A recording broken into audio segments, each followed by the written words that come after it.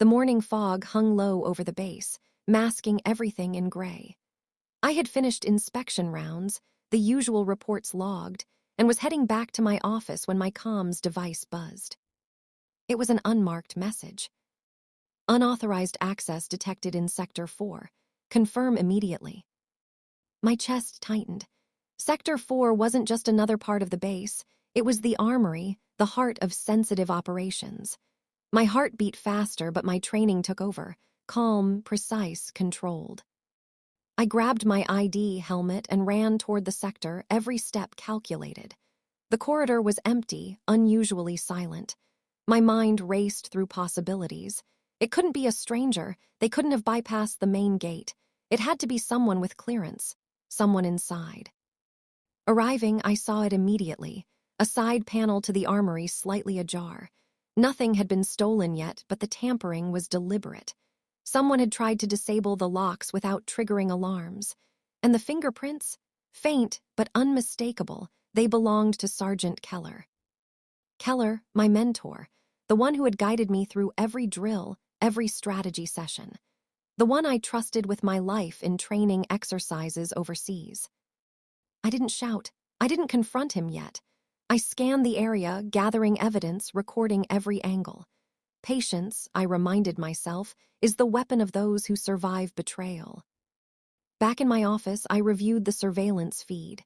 Keller had been there in the dead of night, using his access badge to enter Sector 4. He moved with confidence, unaware, or perhaps confident that I wouldn't notice. But I had.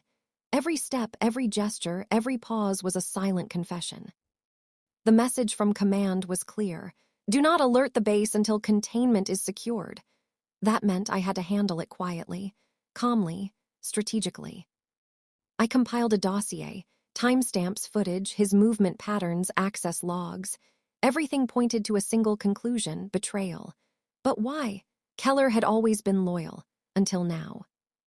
That evening, I called him to my office under the pretense of reviewing standard procedure. He walked in, casual, confident, like nothing was wrong. "Sergeant Keller," I said, closing the door behind him, "we need to talk about Sector 4. He laughed lightly. "Minor glitch. Nothing serious, ma'am. Probably just a lock malfunction." I set the footage on the screen. His eyes flickered just for a moment. A micro-expression I had learned to read on overseas operations. Fear, or guilt, or both. "Explain this," I said, calm, steady. "Unauthorized entry, side panel tampered, security alarms bypassed. Your badge shows access at 2:30. He swallowed, then smiled nervously. I was running checks. New protocols, you know." I shook my head. "You don't get to lie, not here. Not with weapons that could kill hundreds in the wrong hands. Tell me the truth." He hesitated. Then the dam broke. "It's not what you think. I was testing loyalty." "Testing loyalty," I repeated, incredulous. "Yes," he said. "Someone been leaking information off base. We think there's a mole. I needed to see if you would respond correctly." I paused, my mind racing. A mole, on base, and Keller had acted without command approval.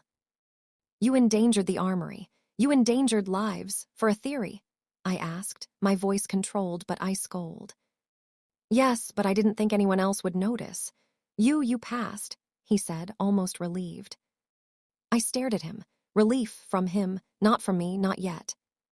I spent the next 48 hours gathering evidence, cross-checking access logs, interviewing minor personnel, tracing communications.